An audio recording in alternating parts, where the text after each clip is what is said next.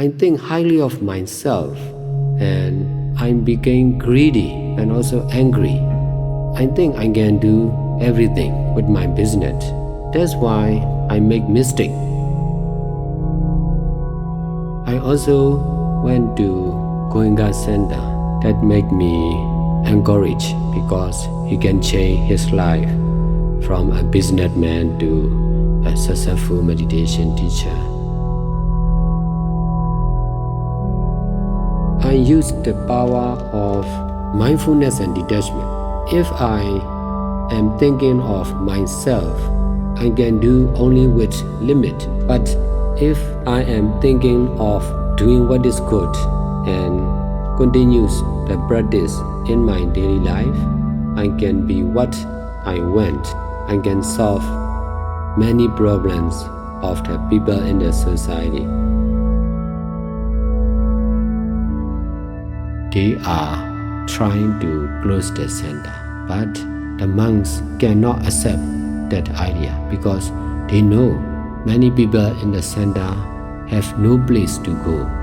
So if they close the center and drive them away, they are sure to die.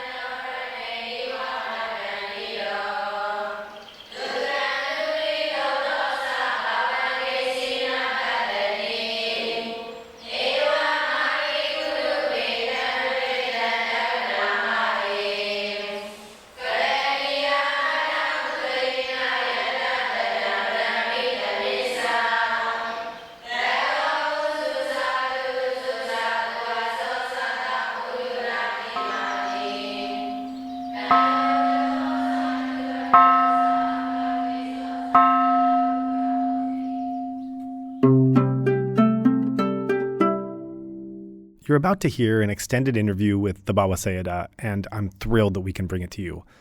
The Burmese abbot keeps an extremely busy schedule, packing more into a day than 20 other Sayadaws can do in a week. So just being granted an audience is no small feat in itself. In fact, we had been in touch in prior weeks with others at Thabarwa Monastery about the possibility of him stopping by, but it was touch and go for a while. Then we suddenly got a message that very morning that Sayadaw would agree to come at 11 p.m. in the evening. An intensive day of preparation and several late-night cups of coffee later, he showed up at midnight with an entourage of about 8 nuns in tow. The studio was only large enough for 3 to join, so those who spoke English sat on the floor beside Sayadaw for the duration of the interview.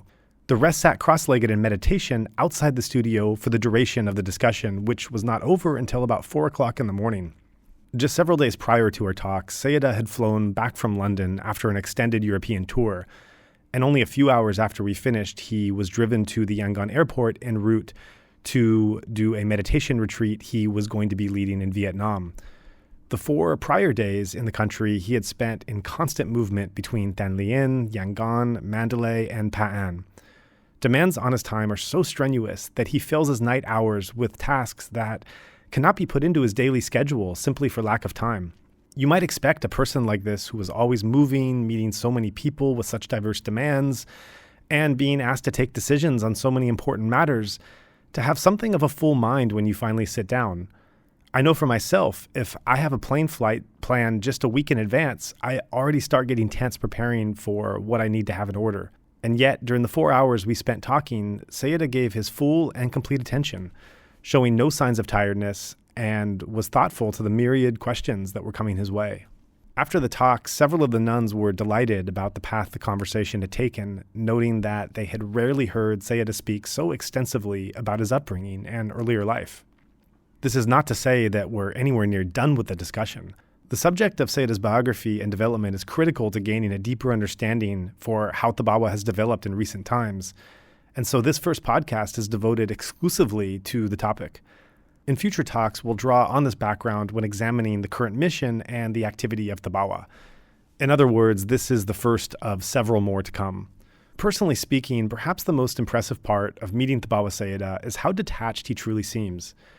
In spite of his worldwide stature and fame, a fact that gives way to even some religious leaders gaining ego, his humility, patience, and gentleness still permeate every interaction from start to finish. You don't feel any hidden agenda lurking behind the words, but rather an intention to empty his own mind as thoroughly as possible so as to give you, the interlocutor, free rein in shaping the conversation according to your needs. Although this talk was more a questioning of his own life and background, you can only imagine how many other disciples use these interactions to pour out their own problems and fears. That said, let me get out of the way and turn the rest of the episode over to Thabarwa Sayadaw. I hope you enjoy listening to this talk as much as I did having it.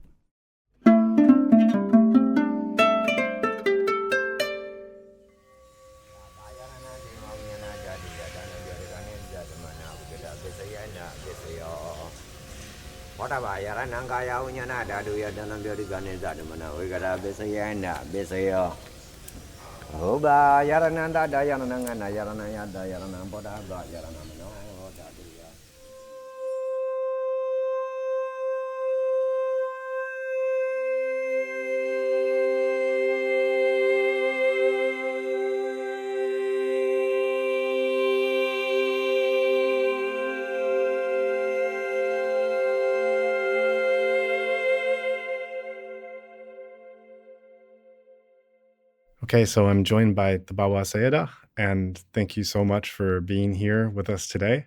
My pleasure. And to set the scene, so we're in Yangon, and it's about midnight when you arrived. We heard that you were in the Yangon area, and we were very hopeful you might join us, and we feel very privileged and blessed that you did make time for us. We found out just earlier today that you might have some free time around 11 or 12 tonight. So we thought that was worth staying up for, and we're very happy that you were able to join us. And I think this is also a time to talk about your schedule, that I think it's not very common that we would try to speak to a Sayadaw and the only available time he had would be 11 or 12 o'clock. So I'm curious a little bit about the schedule that you keep. I have been traveling around the world for recent 3 years continuously. I rarely stay in the center, in the country. If I stay in the center, there are many visitors, so I have to accept their donation and teach them about cause and effect of doing good deeds, and then share merits. Especially in holidays, people are crowded in the center, so I cannot go out in daytime. Only at about 10 o'clock at night, I'm free. No more visitor, so I have to go out for teaching at 10 o'clock or midnight. Sometimes nearly the whole night, I have to teach from one house to another or one hospital to another. So I have to, when I was travel, I have to travel at night, and then at daytime, I continue teaching. Sometimes even at midnight, I have to teach to the people because I was traveling continuously, and there are also many people who are invited to their place. And sometimes I cannot arrive there at daytime, so I have to arrive their place at midnight, and I started teaching. So it used to happen like this for over 3 years continuously. So how do you get your sleep? Most of the time, I have to sleep in the car. How many hours a day do you usually sleep? If I am feeling well, about 3 hours or 4 hours. If I'm not feeling well, I will sleep about 5 or 6 hours. And how do you keep your energy level with doing all the activities you do with so little sleep every day? Because of the belief and support and warmly welcome of the people who invite us. Because we are also traveling by group, sometimes over 100 people. So we can do many things by traveling together continuously. We can teach them how to do good deeds together at their place, at their country. From 2014, the fate or condition of the Bhawa Center changed totally. More and more people are willing to support us, to volunteer, to donate, to do good deeds together with us. That's why, although I am restless, I'm satisfied, and also they are satisfied to meet with me, to learn from me, to donate what they want, so I can survive like this.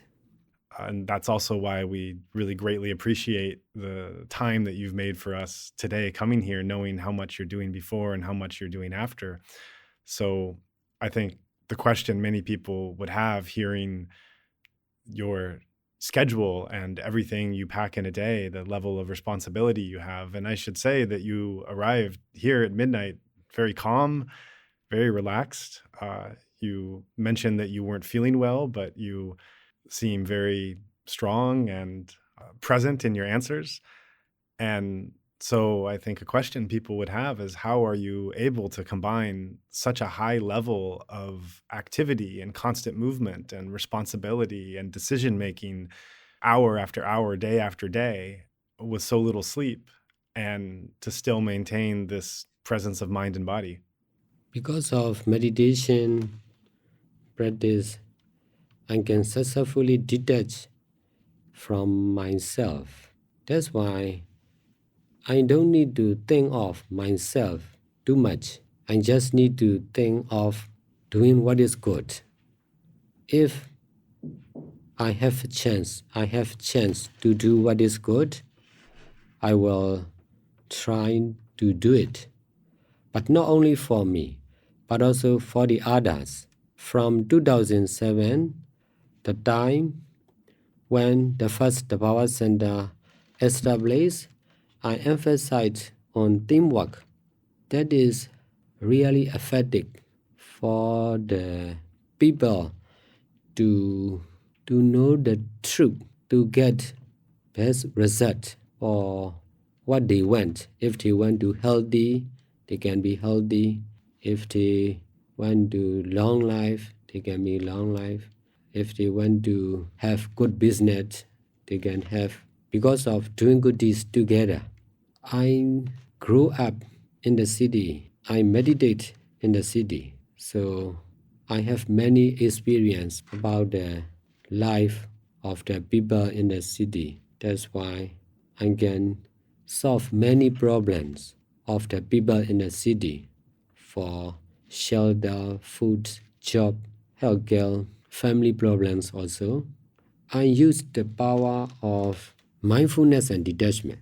If I am thinking of myself, I can do only with limit. But if I am thinking of doing what is good and continues the practice in my daily life, I can be what I want. I can solve many problems of the people in the society. From the age of 10 years old, I stay in Yangon up to now. Can you tell us a little bit about your family and upbringing and childhood? My father was mining engineer. My mother was a shopkeeper at one of the famous market in Yangon. So my mother emphasized on business. My father emphasized on education. For me, I don't want to get rich. I want to be an educated person when I was young. Besides, I love freedom. I don't want to work for government like my father, because most of the government servants are not free. There is limit whatever they do. So I want to be a doctor, and I want to help the people who are sick. But I cannot go to the medical university because my father was not citizenship, Myanmar citizenship. Oh, where was he from? She is from China. Your father was from China. My mother. Your mother was from China, from mainland China. Both are from China. But I see. They are born. Both my father and mother were born in Myanmar, but my grandfather and grandmother are from China. I see. So although both your parents were born in Myanmar, because their parents had immigrated from China, they didn't have proper citizenship, and that prevented you from pursuing your dreams at medical school. Yes, right. Right. Yeah. So what did you do instead? That's why I choose English major at the university. I also intend to be a teacher, private teacher, because I love teaching also. Because of the conflict between me and my parents, especially with my mother. My father is a government officer, so he is moving from one place to another. When I moved to Yangon, I have to stay with my mother. Right. So I have to help with her business. After a few years of business experience with her, I started to open a small convenience store at home. At what age were you when you did this? After I passed 10th standard, about 1968, my mother wanted me to go to Japan at that time, because many people in the country, they went abroad for a job because the business in the country is not good. Economically, this was a very difficult time in Myanmar. Yes, but I don't want to go to other country for money. So I love education. I want to continue my education. That's the conflict between me and my parents. Your parents wanted you to go to Japan to make better money, and you wanted to stay in Myanmar and teach, was it? Yes. Right. Yes. And it sounds like it was resolved by opening a business in Myanmar, a convenience store. Yes, because I'm not willing to go to other country for a job, because that is not much skill. In Japan, if we are not educated, we have to work at the food store or at the... Right. Still today this happens. There's many poor Burmese that end up in Japan, Korea, Singapore, working very difficult jobs in factories and making maybe better salaries, but also very difficult working conditions and not able to save much money. So it sounds like instead you stayed in Myanmar at a time where there weren't many economic possibilities, and somehow you became somewhat of a successful entrepreneur, even in a very difficult financial environment. That's right. Yeah, right. Because I choose to stay in the country, and then I try to open a convenience store at the house, and I learn a new business for me. But my mother was not much patient to do like this, because there are many things. We sell many small things at the store, so they don't like it. Right. But I continue doing like this. And why did they not like it? Because they are not used to do like this. They're not in the business field. Yes, they sell cigarette at the market. Uh-huh. So it is easy, not much thing to do. Right. But for a convenience store, there are many things, many household goods and medicine also. So it made them disappointed. They are busy Right. for buying, for selling. Right. We have to sell many small things. So if I was not at home, they have to sell, and that's also they don't like. So although it was your business, because your family was behind you, it became something of a family business, and they had to get involved to help you run it. And it sounds like it was a lot of work for them. Yes, Yeah. yes, because they are old also. Right. They are old and not like me. I'm young, so Right. I can do many things. That's why in 1993, I decided to leave the house and the family to run my own business. So this was a new business you started after the convenience store? At the same convenience store, but at new place. Right. And I have to rent a new place in the main road. And then I started my own business by myself with one of the staff. Right. Did you have any business training or experience? No.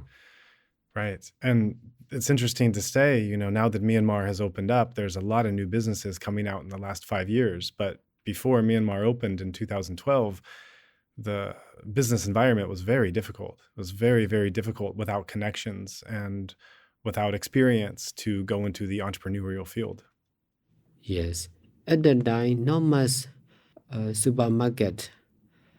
Only a few supermarket. Right.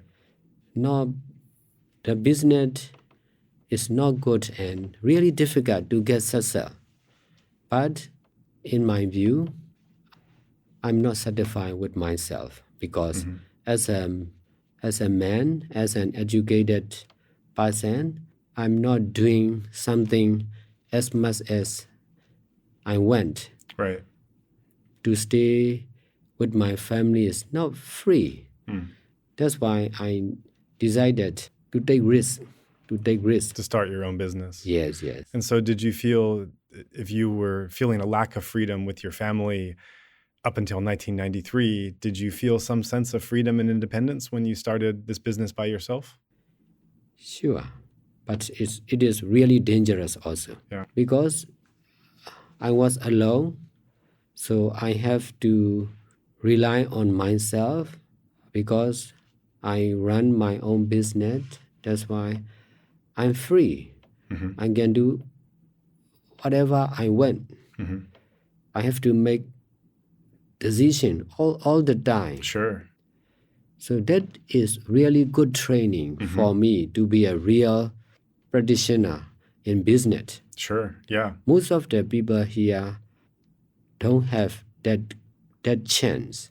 They are under the control of their parents or teacher because they will not run away from the house and family. They stay together.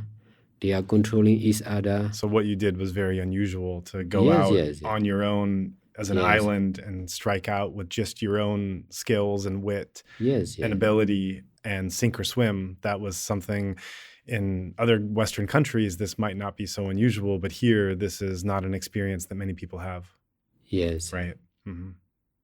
People think I will get into trouble because I make against with my parents.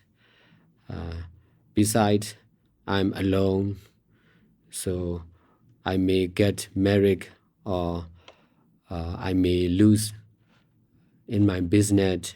People think like this. But I decided to take risks, whatever happened. That's why I have courage Sure. to lose my life. I will not go back to the family, even if I lose in my business. I have to encourage myself to do like this because it is unusual in this country. Right. Did you have good relations with your family? After I started meditation, we became united again. Right. But it sounds like when you struck out on your own in 1993, the relations maybe were a little difficult at that time. Yeah. Yeah. No more connection each other. Right. So you were not just on your own financially and in terms of business, but it sounds like emotionally and psychologically, you were also somewhat on your own at that time. Yes. Right. So from 1993, you started this business, and then take us through how the business grew and how you did as an entrepreneur. In the beginning, I don't have enough finance, so I have to borrow from one of my cousin for my business. Maybe after a few months, I can give back. Because I'm free and I'm not strange with business, so I can do many things in my own business. Right. So it developed quickly. So it was successful. Yes. Right. It developed quickly, and I can sell many things, many new things. Right. Even the clocks, watch or clocks, and also clothes. It's changed to be a small mini market. So the business was doing well from 1993, and it sounds like you were having some measure of success. And how did that make you feel? I can buy an apartment at 30th Street, 1998. I can extend my business by my friends. They want to share. They want to put share, and they want to invest in my business because there is success in my own business. So many people rely on me.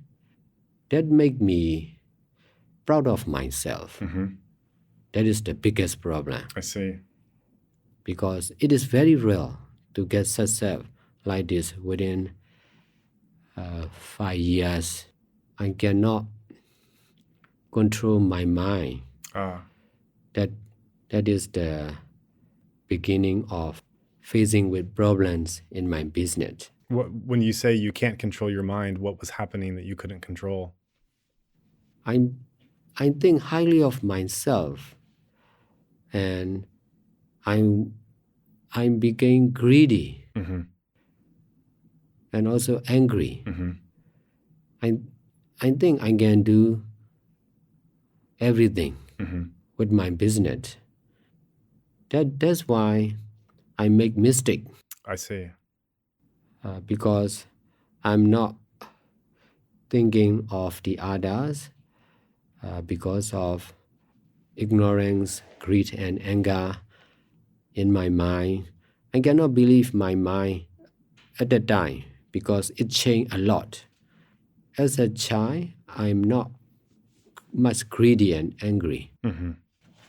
But as a businessman, I became greedy and I want to make manufacturer to produce my own products. But at the time, there was problems in my business. Some of the things are stolen, but I cannot find out the person concerned. That make me, besides, I make mistake by accusing one of the staff as a thief. But when I make that mistake, I came to understand that is wrong because of his response. But I cannot find who is the person concerned. That make me disappointed with myself. I need to learn more. I'm not complete yet. That is right view. Right. So it sounds like the rapid success of your business led to a destabilization of mind, an unbalance of mind that itself led to the business not doing well. and making mistakes with that unbalanced mind. And at this time, had you had any experience with meditation or with Dhamma? Had you had any contact? No. Hmm. But after facing with difficulty in my business, I have chance to go to one of the meditation retreat. And I should ask your background. What was your parents' religion? Traditional Buddhism. Okay, so although they were from China, because they were born in Myanmar, they were raised with a traditional Burmese sense of Buddhist identity and practice. Yes, Burma is Buddhist country. That's Right. why people who stay here, they have to believe in Buddhism. So your parents adopted the Traditionally. local Yes, custom yes. as they came, right? So you had a traditional religious Buddhist background, but maybe not a deeper touch Yes. with the Dhamma. So you were familiar with the concepts, but not with the actual practice, it sounds like. I was invited to one of the 5 days meditation retreat. Mm-hmm. My manager is interested in religion. That's why I decided to go together. What year was the retreat? Your fir- 1999. So your first so just to track the days, the 93 was when you struck out on your own with business. 98 was where you achieved some measure of success, but then started to also decline due to the unbalanced mental state. And then 99 was when you took your first meditation course, Yes. right? And what tradition was that? Mogok. Mogok. Mm-hmm. I have to learn from the old monk who has been teaching Mogok method for many years. He is teaching not only by works, but also by practice.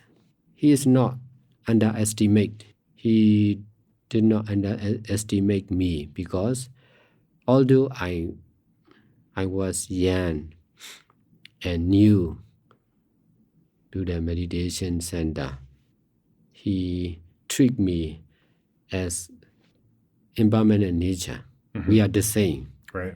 No I, no you, no, not old, not young, not monk, not lay person, just ever new impermanent nature. He treated me like that at the first meeting Mm-hmm. with him. That made me amazed because in the society I have never experienced like this. I heard about impermanent nature, anicca, dukkha, anatta, but just what? Not practice. Only at the meditation center, I have to experience by myself the practice of the ultimate truth. In the beginning of my practice, I'm not successful. I cannot stay even for 5 minutes. Mm-hmm. I have to keep preset. But because of my own experience, I like to keep preset. Although I'm not much careful to keep preset, I am satisfied to practice mindfulness or meditation. Although I'm not skillful, my own experience make me satisfied to continue the practice Right. more and more. One thing I find interesting in hearing your story is that there's parallels to 2 other great Burmese meditation teachers. You talk about working in the marketplace earlier in your life, and that reminds me of Sayadaw U Tejaniya, who also came from a market background and talks about his experiences of practicing mindfulness in a very busy marketplace. And you also came out of that. And then you come to talking about feeling disillusioned and mentally unbalanced due to your business activity. And of course, that reminds me of S.N. Goenka, who famously went to his first meditation course because of a terrible migraine that nothing would cure. So it's interesting thinking about these parallels that you had with at least 2 other biographies of other great meditation teachers that came from this country. Yes. I also went to Goenka center. So that make me encouraged because he can change his life from a businessman to a successful meditation teacher. Right. So that story you identified with his experience of Yes, being a businessman with too much stress and learning how to come out of it through meditation. yes, Right. So it sounds like you had this traditional Burmese Buddhist experience, but never really touching the Dhamma in a profound way that was life-changing until this 5-day Mogok course in 1999. So take us through the next several years of what was your experience with meditation, with Dhamma, with teachers during this time, and how did this affect you and your business and your life and your psychology? because of my own experience about meditation, I became interested in Buddha, Dhamma, and Sanghas seriously. Right. That's why in 2000 April, during Wada Festival, I ordained. It just took a very short time from your first Mogok course to wanting to ordain. And then what other types of meditation courses did you go to? No more meditation course for 4 months because I don't meditate at home after coming back from my first day meditation retreat. But first meditation retreat is not full time. I just go about 1 hour listening meditation, 1 hour listening Dhamma talk, and 1 hour practicing meditation only. I don't sleep at the meditation center. But I cannot forget about my own experience about meditation. I like that experience. I like to meditate, to keep preset, to use my life for Dhamma or meditation. That made me decide to ordain as a monk for 5 days. So in 2000, your ordination was temporary. Yes, only 5 days. I see. Right.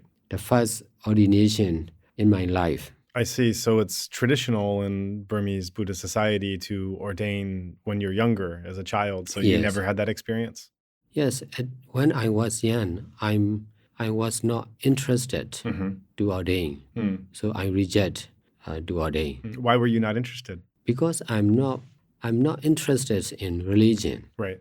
I interested in education. I think religion is not necessary for me. When I was young, I rarely read about Buddhist literature. I read many books, not religion. That is my misunderstanding about religion. So you were pursuing knowledge of many different kinds, but not the spiritual kind of knowledge. Yes. Right. Only by my own experience about meditation, I became interested Yeah. to ordain. I want to know. I want to taste the life of a monk. So And how did that experience feel those 5 days? at that time, I have to read about the Vinaya. The monk's discipline, Yes. the 227 precepts of the monk. So you had to learn these during your 5-day ordination. Yes, that was also 5-day meditation retreat. So I meditate day after day, and also I learn about discipline of the monk. It made me interesting. How was this affecting your attitude towards your business at the time? After the temporary ordination, I started to meditate daily, 1 hour at house. In the beginning, it is difficult because noisy. Right. My apartment is near the bus station, so there are noise of the spare. They are shouting for the passenger. Beside, the electricity is not stable, so there are generator. Right. When the electricity is out, So it is noisy. Very noisy, yes. Yes. And Burmese bus conductors are also known to be very noisy too. Yes. Yes, so you had a lot of worldly distractions as you were trying to go inside. Yes. But I have no choice. So I'm trying to overcome that difficulty, and I can meditate every morning. I also went to the meditation retreat often. Besides, I started a foundation, a small foundation, by free distribution about Dhamma books and Dhamma CD, Dhamma teaching. I went to the meditation center, and then I bought books and teaching, and then I rent for free in my shop. Right. So in a country like Myanmar, where there's an absence of libraries, it can sometimes be hard for people to have access to reading material. So sometimes people such as yourself set up a local community library or personal library, in this case, a Dhamma library, where anyone was free to come and access those books. Yes. So yeah, that's wonderful. One thing I'm curious about is if you can share a little about which meditation centers you were going to, which practices you were learning, and how the different practices were affecting you. After opening a small shop for Dhamma books and teaching, I was donated other Dhamma books and teaching, especially Thae Ingu method, Sonlon method, and also Mahasi method. So it sounds like you practice a lot of the different techniques you practice. You've already referenced Mogok, Goenka, Sunlun, Thae Ingu, Mahasi. I learned Thae Ingu method, Sonlon method, Mahasi method, but I don't practice. I practice Mogok method. I listen the teaching of Thae Ingu Sayadaw when I'm not willing to meditate.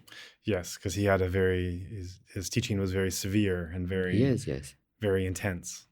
Yes. So when you had laziness, you used Thae Ingu to motivate you. Yes, I use to motivate myself in meditation. It is really useful when I listen about his teaching. Right. They say at Thae Ingu Center, sometimes they would tie the legs of the meditators so that they physically would not be able to move for 1, 2, 3, 4 hours. Yes. Yeah. So that's a very, very severe teaching. Yes, but for me, I love wisdom. I used to think a lot. For me, it is suitable with Mogok method. Teaching of Mogok Sayadaw is about the truth of meditation. Right. He can explain a lot. There's a lot of theory in Mogok method, more than the other methods. There's a real focus on understanding things intellectually and theoretically, with the understanding that a deeper intellectual knowledge will lead to a deeper meditative experience. Yes. Yeah.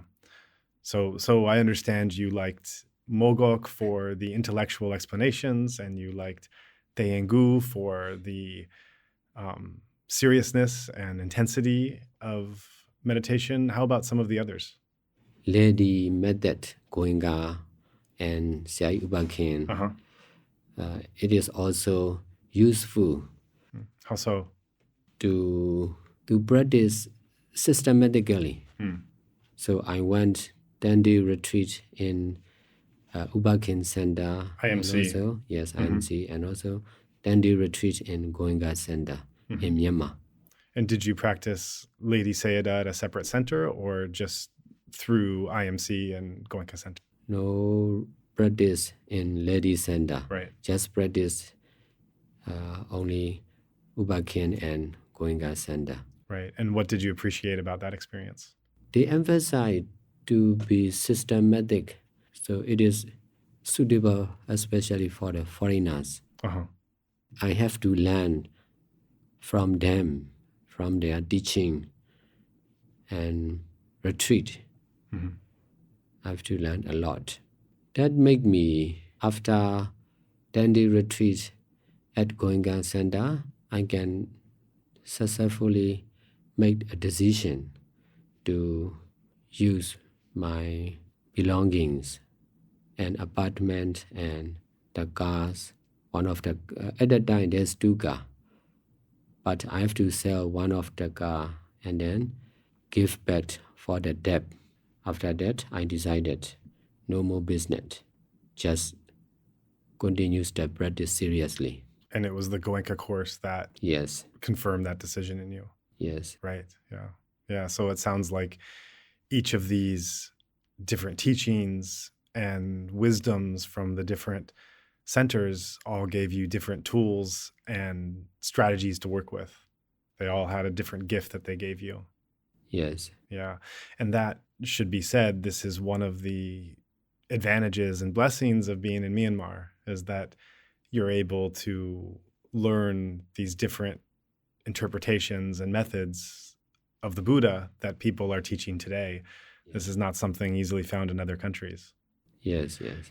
One question: Did you ever feel confused or overwhelmed that you were practicing different kinds of techniques at the same time? Because there is an advice out there that one should stick with just one technique only, and that practicing more than one technique at a time or regularly could lead to some kind of confusion during the practice. So and it sounds like you were having a full toolbox of a lot of different teachers and techniques. So did you find any sense of confusion in doing a lot of things at the same time? Or what do you think about that concern? No. For me, I emphasize on wisdom. Besides, because of running my own business for over 7 years continuously, I have the ability to work seriously. Because besides, within 7 years of my own business experience, I have to make a lot of decisions that make me develop both in intellectual and physical activities. So when I started to learn about the teaching of Mogok Sayadaw, I don't have much difficulty. I can understand a lot. But what I need is to practice seriously. That's why I have to listen the teaching of Thae Ingu Sayadaw. Right. It makes me encouraged to practice seriously, to meditate for long hours. Maybe I love wisdom. That's why I'm intelligent enough to use each method in the right way. If I am not much intelligent, I may practice only one tradition. Because I am intelligent enough, that's why I can clarify the weakness and good points of each method. So, although I meditate at Goenka Center, I was learned to practice only one method, but I practice both. More than both. It sounds like you practiced several, many, a handful. Yes. Yes. Right. Because at the retreat, I follow their guidance. Right, of the retreat you go to. I practice by myself also. So that is not usual for most of the meditator, but for me, I believe in my practice. So that is their suggestion to follow only one tradition will not be affected to me. Because I can understand more. Because I emphasize wisdom. Then system for Goenka method, they emphasize to be systematic. For Mahasi method, they emphasize Buddhist literature. For Thae Ingu method, they emphasize diligence, viriya. They emphasize effort. Yes. But for me, I emphasize on wisdom. That's why I can understand many things compared with the other meditators. So no problem for me. So how did this all affect your business? What did you mentioned after a Goenka retreat, you had the strong volition to to sell one of your cars and apartments, I think you said. What ended up happening with your business as you kept along developing deeper in Dhamma still as a layperson at that point? Before I meditate, I have problems in my business, but after practicing meditation regularly, I came to understand that if I continue doing like this, I can get much success in business because of the power of mindfulness and detachment. But at that time, I already experienced a lot about business. So to get success in business is not strange for me. But I don't know what is the success of meditation. Right. So if I emphasize to practice meditation seriously, what will happen? I'm not sure. Right. So that was the next mystery. That was Yes. the next step. There will be many good things, but I cannot imagine. Right. That's why I decided to emphasize on meditation by my own experience. Right. So it sounds like during these years, you were still a layperson. You were still caught in a business life.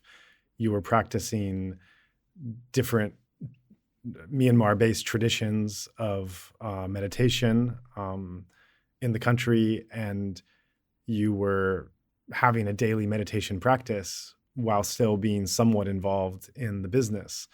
So at some point, you obviously made the decision to seek a more permanent ordination and also a more absolute renunciation of that life. And when did that happen? After coming back from Goenka Center, I practiced seriously at my apartment at 30th Street. But unfortunately, the weather is not good. It is summer, very hot. Very hot, yes. So it is difficult to get concentration because of the weather. The mind is not stable. That is not the right time to practice seriously. But I continue to eat less and less and to sleep less and less at my own apartment. The result is I lose my health. I cannot breathe for very well. I became very tired when I walk. So I have to go to the doctor, and after a medical checkup, I came to know that I have been suffering TB, tuberculosis. Oh, Yes, that's very serious. yes, because of practicing seriously with less food and less rest, it made me lose my health. It was too intense. Yes, but at that time, I don't want to stop my practice. So I decided to continue the practice even if I die. That is also make me endure to lose my life for meditation.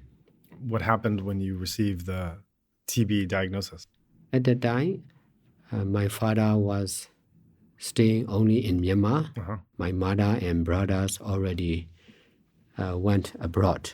So when he heard about my disease, he want me to take treatment. But in the beginning, I don't obey him. But he became very angry.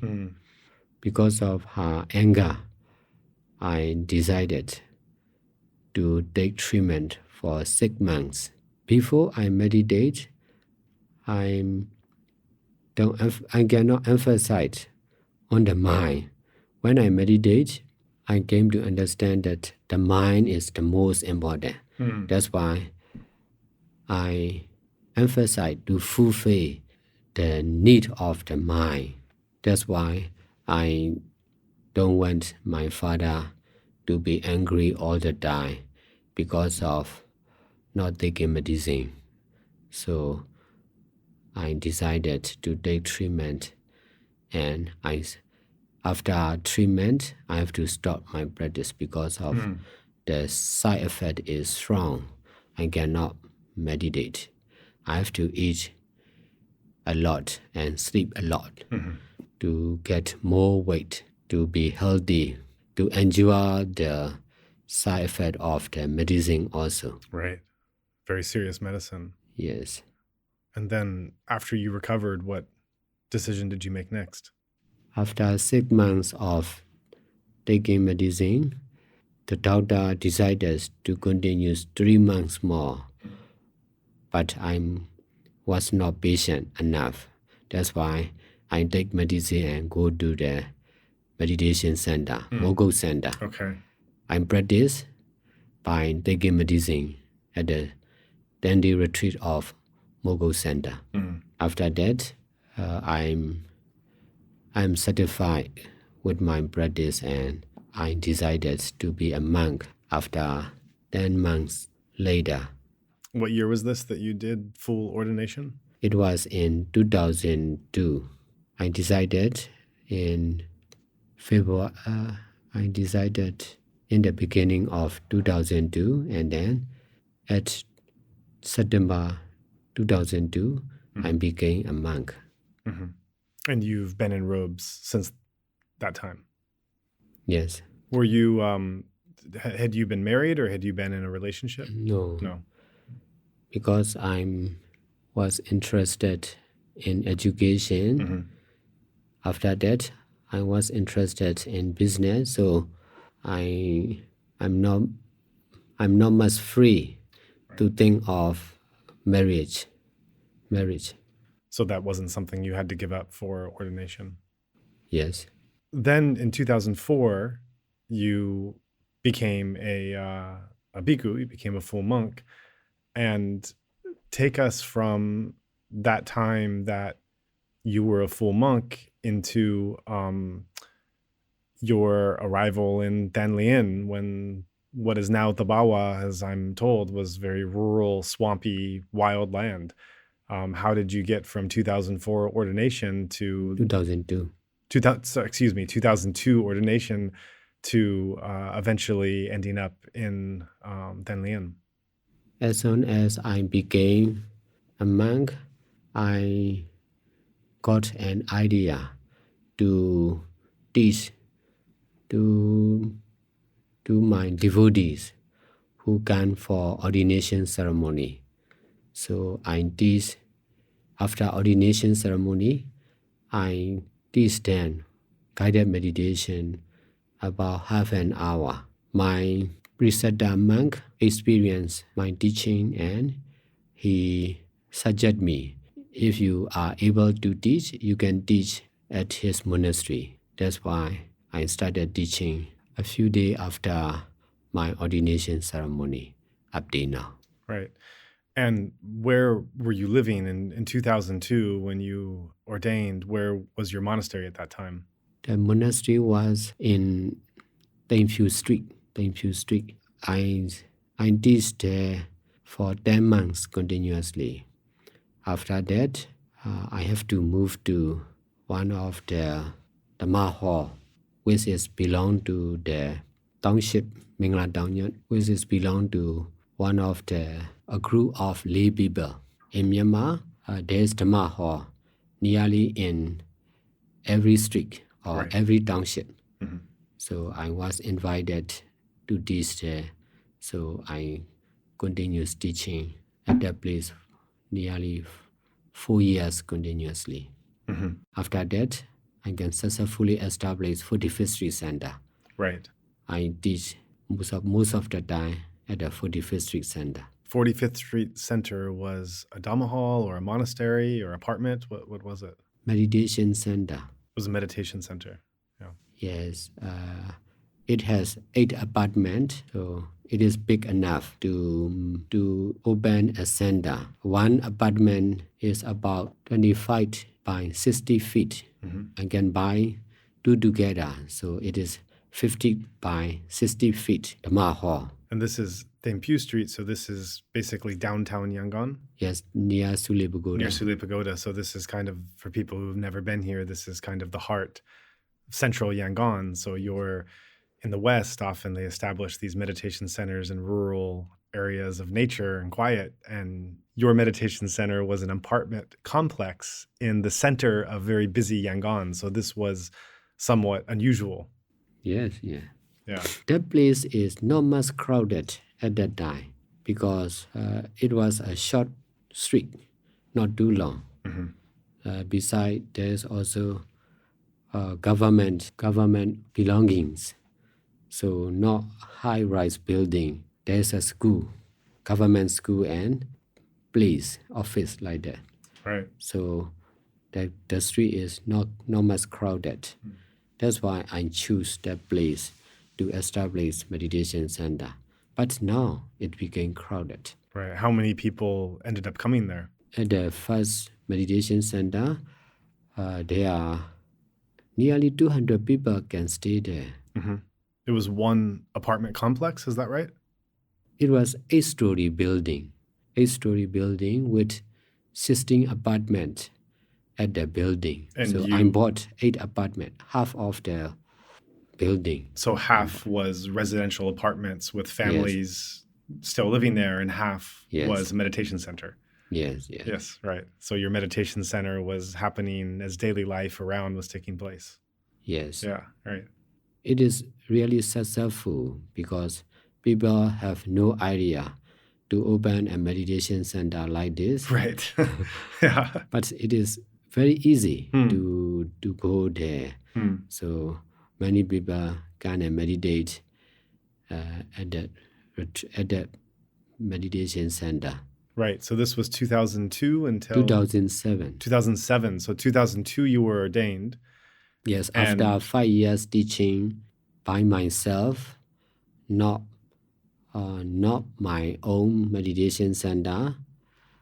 I have been teaching at the house and hospital where I was invited. Only after 5 years continuous teaching, I can successfully establish my own meditation center in downtown of Yangon.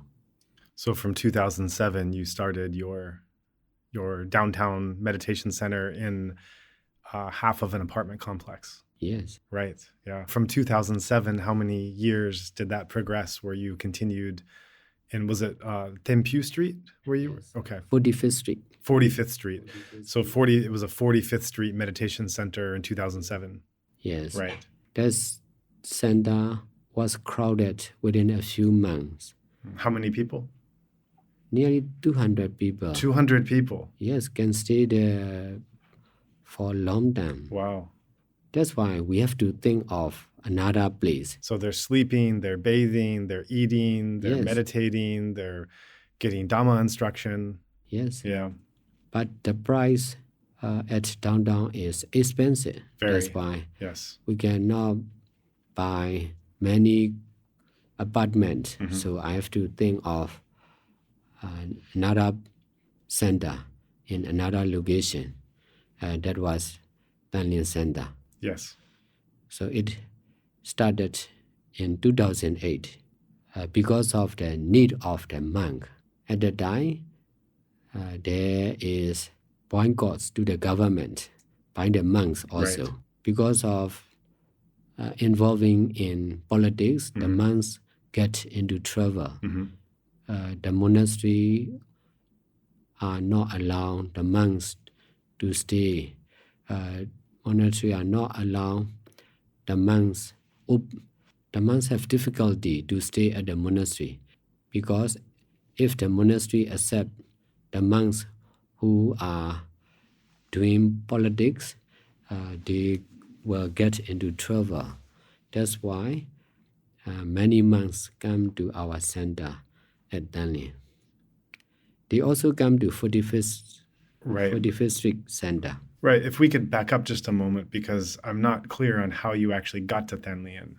So 2007 was when you started the 45th Street Center. Yes. The end of 2007, I think it was maybe September, October, that It's 2007 when the Saffron July. Revolution. Sorry? 45th Street Center was established in July 2007. Right. And I think it was it October 2007 when the Saffron Revolution started? Maybe. September, October. So the Saffron Revolution, we can look that up later. The Saffron Revolution, in any case, started only several months after you began your 45th Street Center.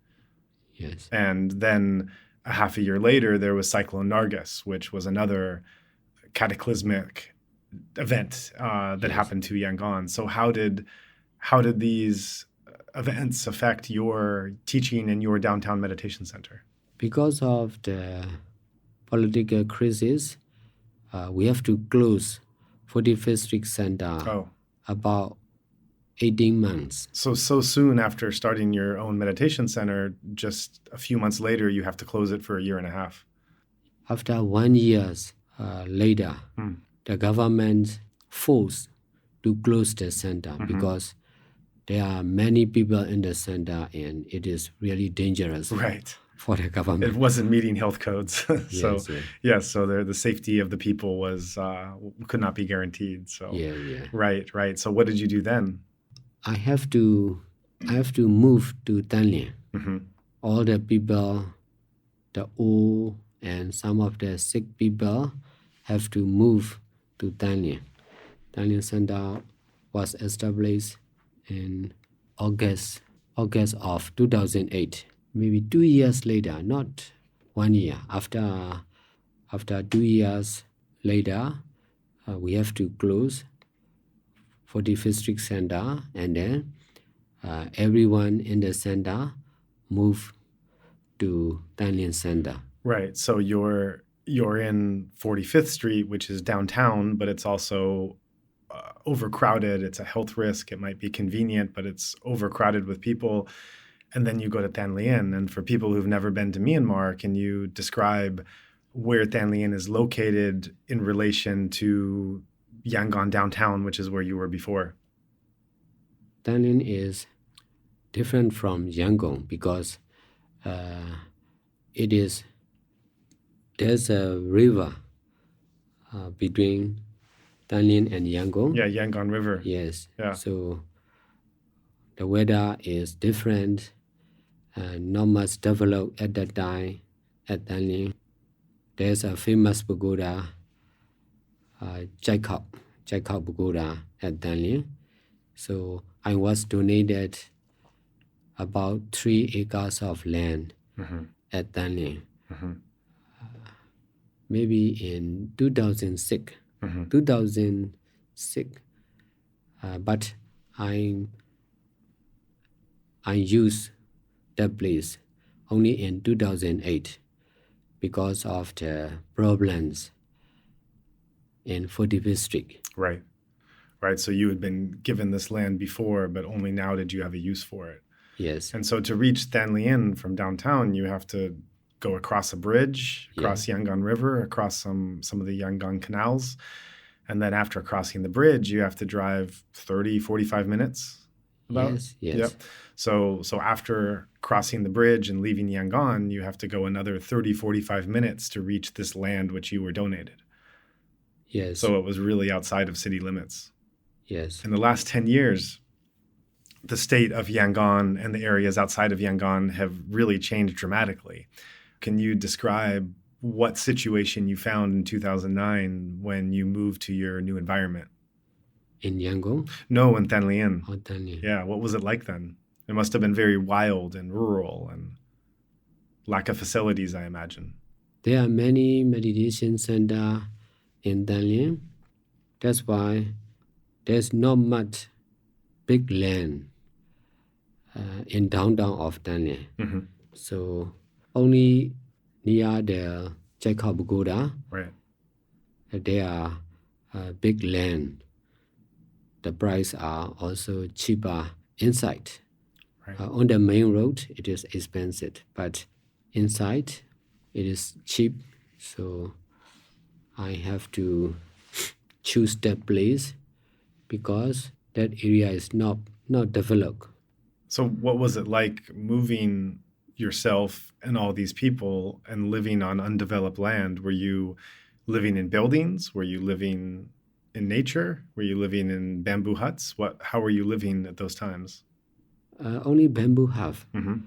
Because we are urgent, we don't have much time, so we need to make bamboo hut urgently, and we have to move the people from 45th District to Dalian. How many people were you moving? 150 people. And these were all meditators? At that time, most of the people are not much interested in meditation because the country is not stable, so it is difficult to meditate. But they have problems to stay in the society. That's why most of the people at that time are people in need of help for shelter, food, medicine, not much meditator. I see. So these were the people that were living in the 45th Street Meditation Center and that moved to the new compound in Than Lien. Most of the people at this point were not meditators, but people that didn't have anywhere else to turn. It is really dangerous in the society at that time. It is better to stay in the meditation center, even if they are not meditating. So they were staying for safety. Yes. Right. So you moved with these 150 people to a very rural and undeveloped land urgently where there weren't even any buildings, no facilities. Yes. Probably no electricity? No electricity, but fortunately we get electric from the army beside. And running water? Did you have water at the time? Not very good at that time. Later, after a few years, we get good water resource from underground. Most of the water well are not much good. Right. So it was not easy living conditions at the time. Yes. Right. No trees. So it is difficult. No big tree and no good roads. Most of the houses are just small huts. They are not educated. They don't have regular job. So they die often. Both young and old. They are fighting most of the time. It sounds like very difficult conditions. Other. Yes, sure. Your followers are fighting with each other. Because we are teaching here, but the villagers are shouting each other or fighting each other at their hut. Right. So it is common. They cannot control by themselves, although they are staying near the monks and nuns and meditators. That's why it is really difficult to survive in Than Lien center in the beginning of the center. But we have no choice because there are many problems in most of the place of the countries. Right. So we trying to survive by ourselves, by doing good deeds together. We have to support to the villagers also by going arms round and by accepting in the center if they are sick, they cannot cure by themselves. So we have to help them for what they need. That's why we can do many great things at Than Lien. Not like that at 45th Street, 45th Street Center. Yes. Downtown area has limit. Yes. Not everyone can stay there, go there. Than Lien Center is not in downtown of Than Lien, at the outskirts of Than Lien. So most of the families there are homeless, in trouble with job and help. So you had space and room to expand there. Yes. So you come there with 150 people that are many of whom are in difficult situation, come to a place that's wild and lacking facilities, lacking building, and live next to villagers that themselves are having problems and arguments and fighting. And what happens next? After 1.5 years later, we reopened the 45th Street Center again. We can meet with the donor at 45th Street. In the beginning of Thae Ingu Center, most of the people don't want to visit to the center. The people from the 45th Street Meditation Center don't want to visit Thae Ingu, you mean? The donor also. Mm-hmm. But no choice. That's why they have to move 45th Street. Right. But for the donors at downtown, they don't want to come to Thae Ingu. It is far away, so I have to receive their donation at 45th Street Center. Right, so you had to travel back It and is forth. it is good to have 45th Street Center before Thae Ingu Center developed. Mm-hmm. We have no choice, no other choice. That's why we emphasize to do good deeds more and more at Thae Ingu Center. Although there are many difficulties, we continue doing good deeds and it develops slow and steadily. Only after 6 years later, 2014, Thae Ingu Center became stable because of the media.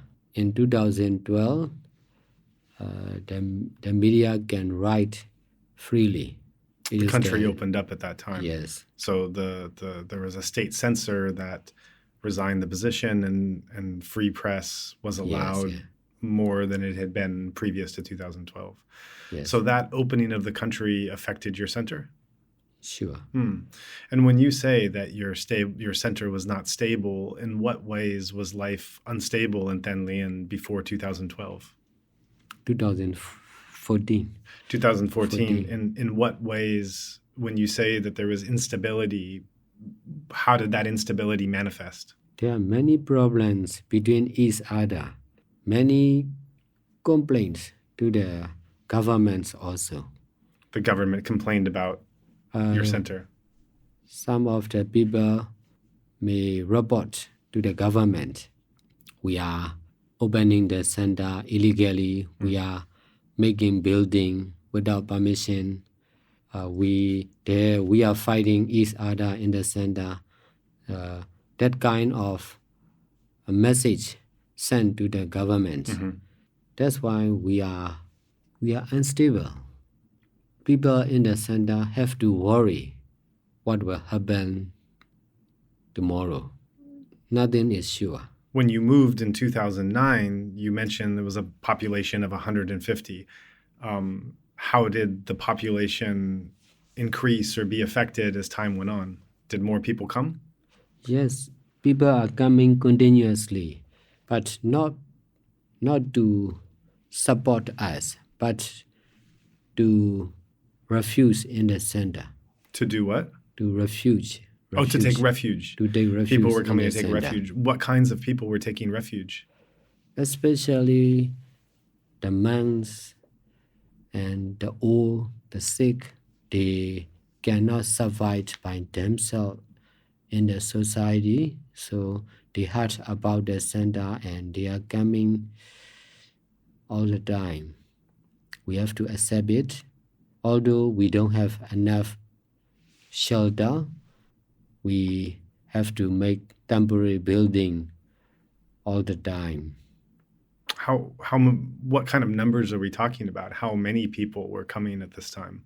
Are we talking dozens or hundreds, or what exactly?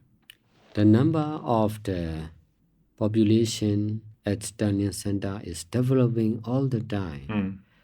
Within a few years, the total population arrived about nearly 2,000. So you went from 150 people Yes. to 2,000 people in just a few years? Yes. Right. And these were people that were not coming so much to support your mission, but Yes. people who needed to be taken care of Yes. because of disease, because of old age, because of some other problem, because some people were actually in the state of dying. It became something of a hospice center as well. Yes. Mm-hmm. And also, as I've heard, many people with mental illness. Yes. And can you say something about how is mental illness regarded in Myanmar society? Most of the mental patients are sent to mental hospital. At the hospital, they have to take drugs. They have to stay there for a few days. Only after they become stable, they can come back to the house, to the home, to their family. There's no choice, no other choice. Whether they want to stay or not, they have to stay at the mental hospital. Whether they want to take medicine or not, they have to take medicine. That is not really work. Uh-huh. So in our center, we accept all kinds of people, including mental patients, to let their mind to be stable and pure. They are free at our center to do what they want. They are not free in the society. And so as you're welcoming all these hundreds and even thousands of people, what was the reaction at the time? What was the reaction of the villagers, of the government? What was the general reaction for all these new people now coming in? The first reaction was concerned with the people in the center. They don't want to welcome the sick people and the mental patient. Mm-hmm. It's very difficult. Yes. But I have to explain them. It is necessary to do. They are in great need of help. So if we take care of them, we can get greater merits and we can get success. We can get success in our job. Right. And can you say, is this normal or unusual in a Myanmar monastery to welcome these kinds of people? In most of the well-known meditation center, there are many rules and regulations. So old and sick people and mental patients are not allowed Right. to practice at the center. Right. Because of my own experience about meditation, I came to understand that meditation is for all, especially for the old and sick people. So I want to correct that mistake. That's why I emphasize to open a meditation center, especially for the old and sick people. Right. That is essential. That is really great things to do. I got many benefits because of doing like this. And was the government in support of these people that were now coming in that you were providing refuge for? The former government was not much interested to help the people in need, but the new government is working for the people. I mean, initially, when all these people were coming to your center, this was something very unusual for monasteries and meditation centers at the time. So I'm curious about how the local officials and the government responded to so many people in need taking refuge in a meditation center. What was the reaction as this was growing from 150 to 2,000 and more people? At that time, Many people in the society think the Power Center Tanling is not a good place because not much meditator, just old and sick people and mental patients. Some are alcoholics and drug addicts. There are many bad views about the center in the society, and we are difficult to survive. If they heard about the Power Center, they think really bad place. We cannot solve the problems. We have to do good deeds by ourselves. Right. So you don't really have a lot of support or outside understanding to the mission that you're trying to achieve. Yes. I think one story that I heard at the time was that there was a repeated attempt by the authorities to have the people that were taking refuge there taken out. But the problem was there was nowhere else for them to go. So there was a desire for them to not be allowed to go there, but they had no solution where else they could go. So there was nothing that could ever happen. Maybe there are many problems concerned with the government. I myself also, I have to accuse many things. My teaching is wrong. My teaching is not Theravada. And I was not obeying the senior monks. Who accused you of this? Some of the lay people, they learned from me in the beginning, but when their children came to meditate with me, the children are more intelligent, so they practice seriously. So they became nuns and full-time meditators. They cannot endure. They cannot lose their children.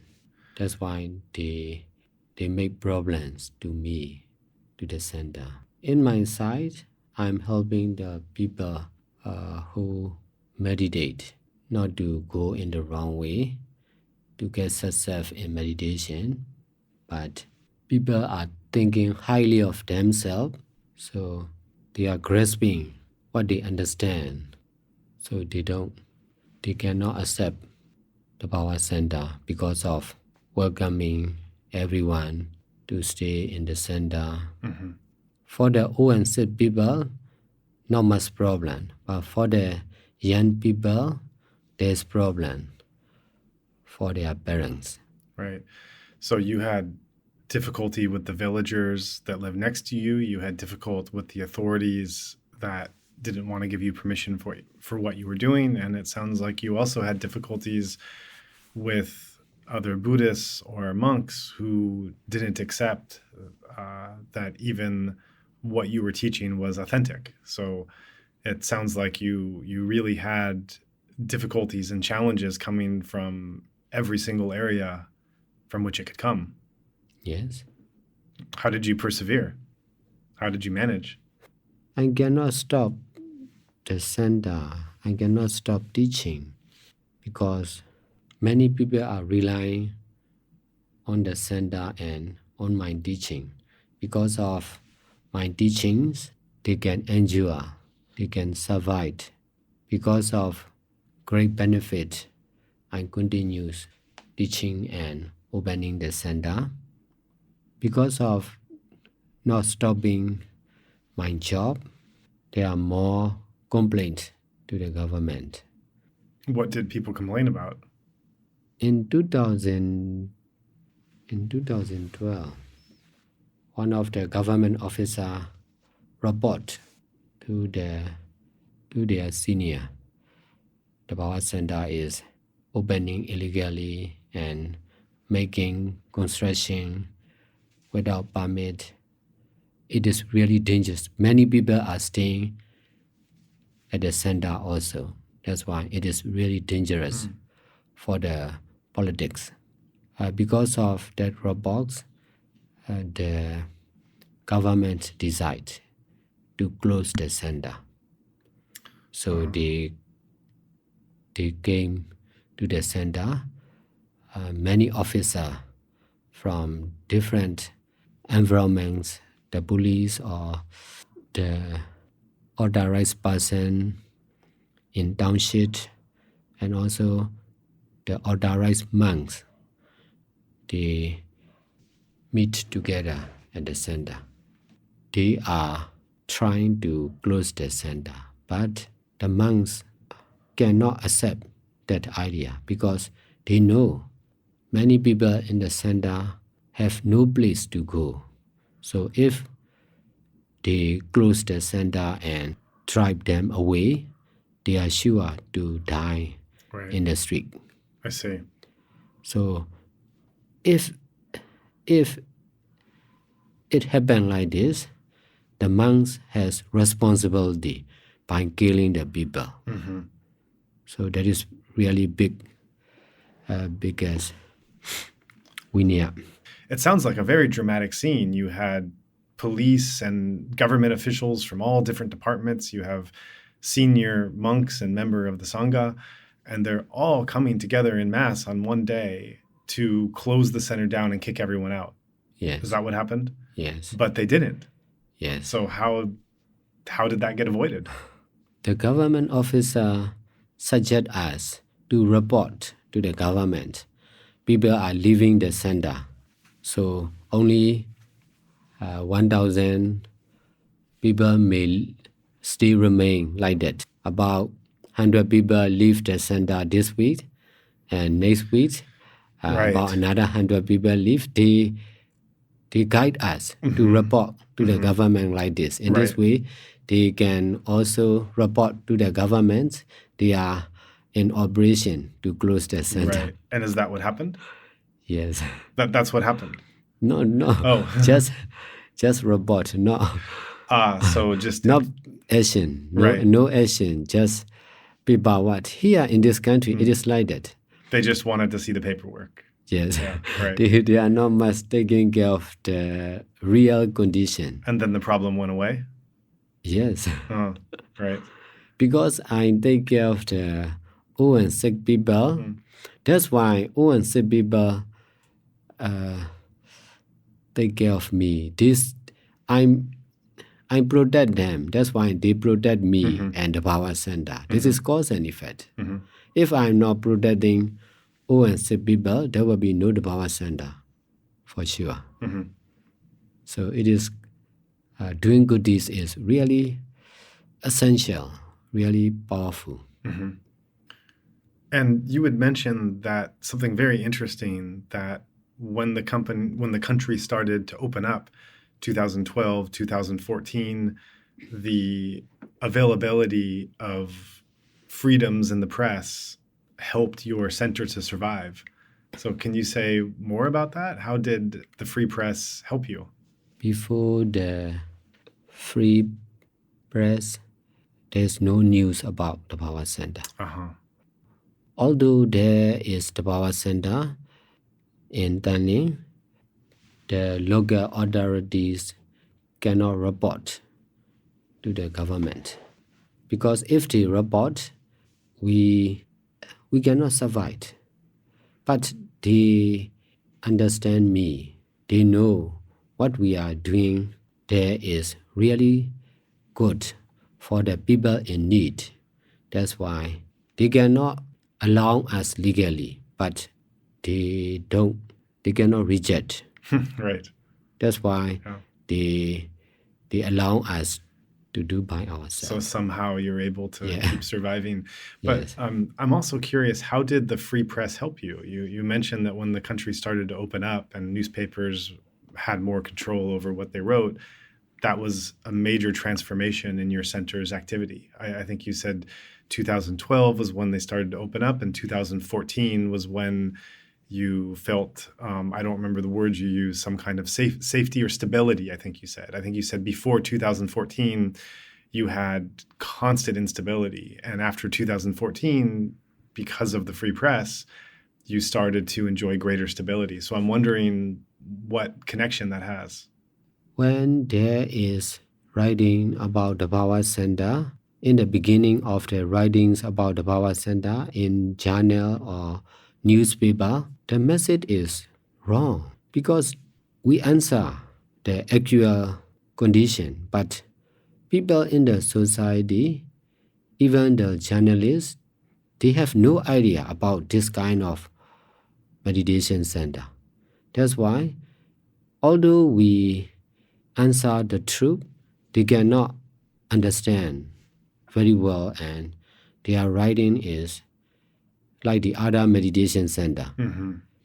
Because they used to know about the meditation center like that. That's why when they write about the power center, they write the same as traditional meditation center. Right. But time after time, more and more journalists come to the center and they came to know more and more about the power center, and they can write effectively more and more. In 2014, one of the famous journal write about the power center, but he's writing on behalf of the people who are staying in the center. He's not writing as a reporter. He's writing as the people who take refuge in the center. So it really effective, and people who read about that message. So there was one specific article that really broke through. That make the people to help the old and sick people in the center. Right. So this one article was the breakthrough that you were looking for. Yes. Right. Many people know about the center because especially for the old and sick people, there are many quantity and they are in need of help. That's why, because of that article, some other channel and TV station, they take news from the center. So it sparked an interest. Continues one after another, and more people are coming to the center to support as much as they can. Right. And do you think this kind of article could have been written before 2012 or not possible? Before 2012? Could an article like this appear, or would it not be possible to write an article like that before? In former years, the government will not allow the writers to write about the travel of the people in the country. Right. Yeah. So because of the free press, people have chance to know the truth about the country and people. Right. So as the country opens up, and most people know that it opened up very recently, we know about the effects that's had on business and imports and technology and education and some of these other things. But this is very interesting because you're saying that the effect that the country opening up had on the monastery was also very profound, and that your monastery was actually doing this before the country opened up, but no one knew about it, and support was very difficult, and you were in a very stressful situation of not knowing if you could last another day. But once that opening happened, it allowed actual factual reporting of what was happening, and once people started to learn about it and know about it, they also wanted to support it, and that the society becoming freer was of great help for you in the survival and stability of the monastery. Right. Very interesting. For us, 12-year experience of the power center is a very short time because many interesting things are happening all the time, and we don't know how fast the time is running. We are very busy, but we are satisfied. Yes.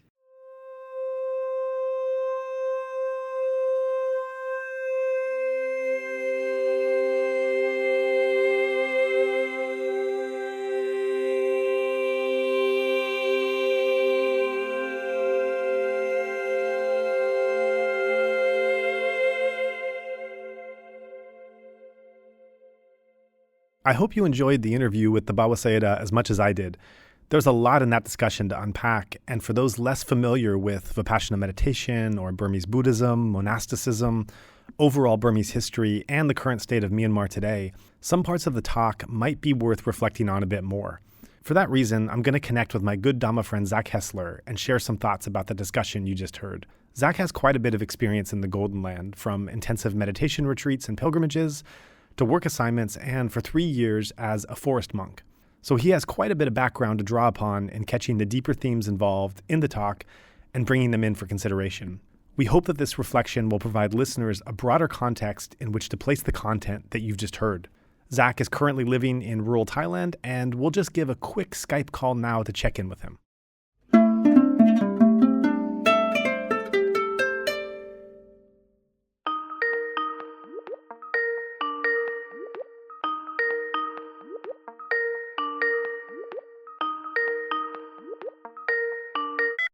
Hey, Zach, are you there?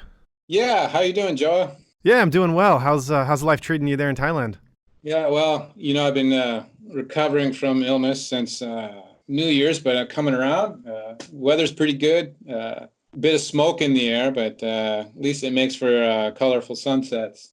Yeah, right. It does that. Yeah. So you ready to talk a little bit about the this interview with Thabarwa Sayadaw? Yeah, absolutely. Yeah, cool. So what were your initial impressions hearing it? Yeah, I mean, it's such the whole Thabarwa experience is such a phenomenon, even now, right? And then to go back to listen to Sayadaw tell the story of it was really it was such a phenomenon well before it got to it's already gotten somewhere by now, and to know that what it had gone through just to get to this point is an incredible story. Yeah, right. I thought so too. And, one of the things that really struck me when I was listening to it was, for one thing, this is a really interesting origin story, both of Thabarwa Sayadaw as a person, as well as the monastery itself and the whole mission. But for listeners that are hearing this that don't really know where it ended up, it's kind of a whole other level, because this isn't just the story of some Burmese monk that made some kind of Burmese meditation center. This is actually a real outlier of a kind of individual and organization doing something very, very different in Burmese Buddhism and meditation today. And so hearing the stages that the Sayadaw went through, and that the mission and the organization went through, and how tenuous it was, is all the more remarkable when you find out where it ended up, which is something that a lot of listeners might not really know from just hearing how calmly and casually he's describing the process. And so I think to really gain some kind of appreciation for the context of what it is they're doing, I think it's important to give listeners just some idea of how different and how unique this monastery and Sayadaw are in Burmese Buddhism today. And to do that, we've both spent a lot of time in Burmese Buddhist monasteries, and we both also spent time at Thabarwa. And to just share some personal experience, so, the first time I went to Thabarwa, for several times I had just a mix of emotions I didn't really know where to put. I felt appreciative and grateful and amazed, and also confused and even a little disgusted at the level of activity and chaos and at times that was going on around. I felt conflicted. At times I wondered, I had a mix of appreciation and amazement and awe at what they were doing, while also wondering if there was a little bit of naivete and if it was too ambitious. And I think it's also worth describing the experience of a friend of ours who's been to Myanmar several times and been to India as well, as a longtime meditator. But on his first visit to the monastery, he was only there, hour and a half. And he said he felt such an intense reaction to the activity and the dirt and the chaos and everything else that he felt he just had to get out of there. This is not a person who hasn't traveled to these kind of places before, but, you know, ended up saying he felt a little bit bad about himself, that, you know, his self-esteem, that he saw, you know, how many people were living here and working here and engaged in some way. And just 90 minutes was almost hard for him to be able to manage before leaving. So it's, you know, it really is an intense place, and knowing that intensity and how unique it is changes the way you look at the story of how he told. And I'm also wondering about, you know, your own experience and reaction being there. Yeah, I didn't have quite that reaction, but kind of back to the flood of different feelings you were talking about just before our friend's story. The interesting, I think, thing about that, I had a lot of those things too, the confusion, all kinds of things. The thing is, like, the other features, like, none of those could land and form a solid opinion. I couldn't, there's so much uncertainty around what was coming through my mind, whether it was praise or criticism or confusion or whatever. It's new in a way. So I'm confronted with this, like, I don't know, I don't have categories for these things. So I saw all the stuff bubbling up like that from all these different angles. But I think the unsettling part is it takes, and I don't know if it still has yet, have I landed on an overall opinion? I mean, the general opinion I have is it's a good thing, but that's not a settled case in any kind of concrete way. It's just a feeling that, like, hey, this is much more good than problematic. And I don't think there's anything bad about it in a really kind of clear way. So yeah, that phenomenon, I think that's not the specific impression I had, but that's the overall kind of feeling impression I had about going there. And I still have, actually, to some degree. Yeah, and there's people that will be there for, you know, 8-9 months that I've met and will write about it after an extended time. And even after that period, I've heard people say, you know, I've spent all this time there and I still don't really know how to describe it. So, you know, and I think that that's such a contrast to just how calm and cool and collected the Sayadaw was in describing where he came from, that, you know, people who haven't actually been there and are able to contrast it with the way monasteries and meditation centers usually are would miss that part of it without us underlying it here. And, you know, if you look at the typical Burmese Buddhist monastery, they do come in different shapes and forms, nothing as unique and different of what this is. But, you know, there's places that are more geared towards study. They're almost like high schools or universities and, you know, teaching novices or nuns. There's places that are primarily based around meditation. There's places that have social missions that are really helping the community. And, you know, there's some that are like retirement homes that are just kind of like, you know, monks hanging out and not doing much. And there's places that are remote where people live in some kind of seclusion. So there's these different kinds of functions, but there is a shared commonality of, you know, of something about the Burmese Buddhist religious experience. And what's interesting about Thabarwa is that it kind of comes from a place of this. I mean, there are features there, and there are many ways that the monastery behaves that, you know, it's coming from a very typical Burmese Buddhist monastic setting, and yet it departs from there in pretty extreme and extraordinary ways. Right. Well, it's interesting. Yeah, so the whole approach is different, but so is just the looks of the place, right? So that's a nice way you framed it all. It's like taking all of that and doing it all on steroids, and then trying to cram all that into about a quarter of the space they would need to do it comfortably. So what stands out to me physically about the differences, for example, is like you go to a normal monastery and it's just well defined physically. There's often a gate you go through. There's compound walls that clearly delineate the space of the monastery. When I first showed up at Thabarwa, it's like, well, where is the actual monastery? And they're like, you're already in it. And there was no clearly defined point that I recognized that I was in it, right? There were some monastic looking buildings, you know, and so that's another feature. Most monasteries that predominantly have mostly monastic looking buildings, these Burmese style, clearly Buddhist buildings.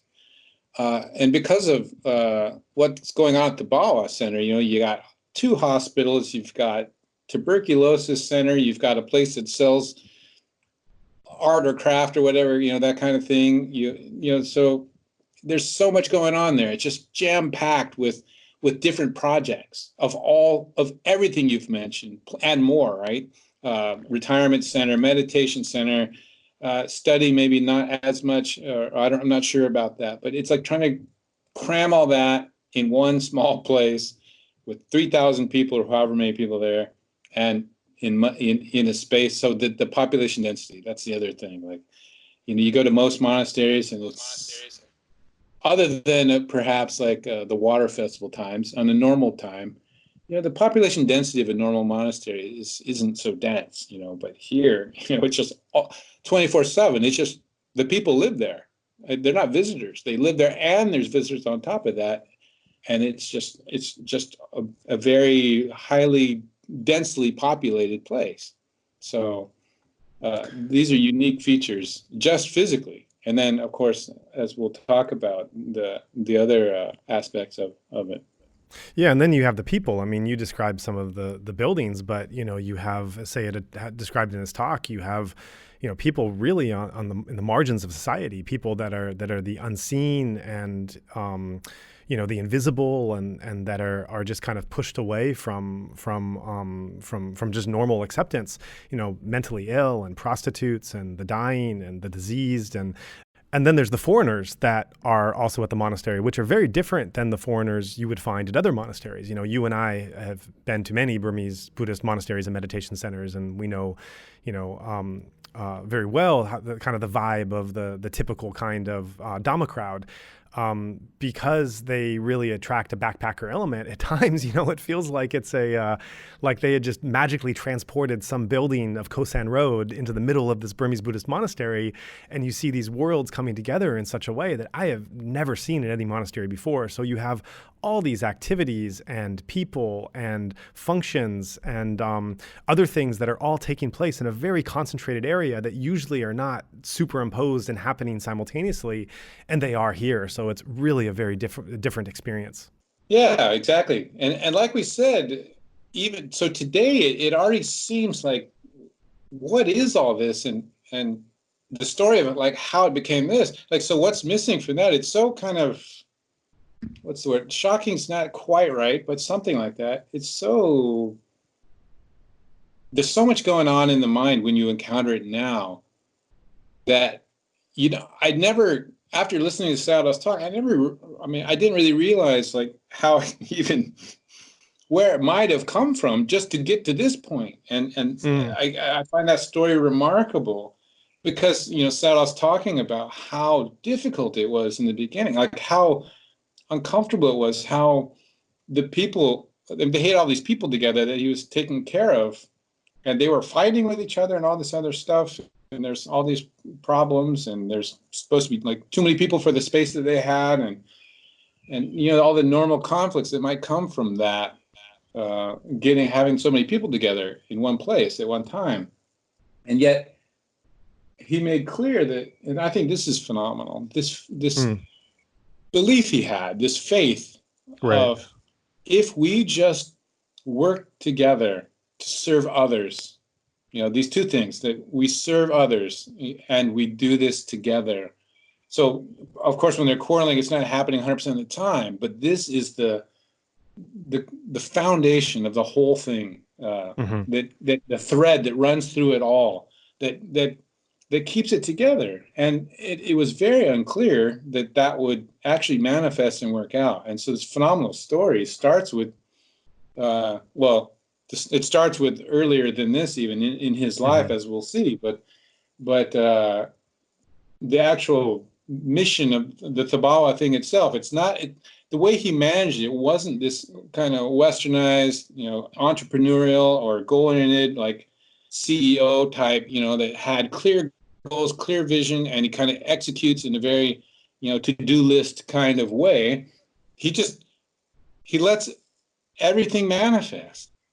I mean, within the boundaries of some common sense, right? They do follow really basic guidelines there that everyone needs to follow as far as your behavior.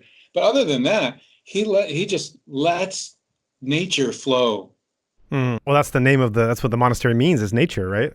Absolutely, Thabarwa, nature, right? So it really does manifest, but it takes an incredible amount of faith not to want to step in and rescue in a very kind of administerial way any of the issues that arise.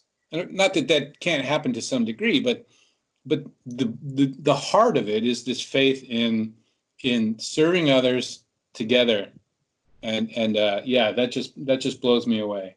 Yeah, yeah, absolutely. And one of the things that really amazed me during the talk was just how much the political events taking place in Myanmar were actually affecting this monastery. You think about this expression, let unto Caesar what is Caesar, kind of the separation of church and state, that that you have a kind of religious or spiritual function that happens on one side, and you have the worldly legislative affairs that happen on the other. And certainly there's some relationship between those, but I have to say, in my time at Burmese Buddhist monasteries and meditation centers over the last 10 plus years, I was struck by the fact that, wow, it doesn't seem to matter that much in cases who's in charge. And I don't mean to minimize, the importance of having, good leadership and the society you live in. But what I mean is that, like, the monks wake up at the same time. They have to eat by a certain time. They have the Vinaya that, they've been following for, however many centuries of 227 rules of monastic discipline. They study, they learn, they pass on the teachings, and these are things that just seem to happen under whatever the society is, whatever the political system and the leadership is. And I'm sure there's some level of causality in that, but there's also a certain kind of consistency that I'd come to kind of have in my mind when looking at these monasteries and meditation centers. And so, I think the surprise is evident in my voice when he describes these series of existential threats and crises that they're facing.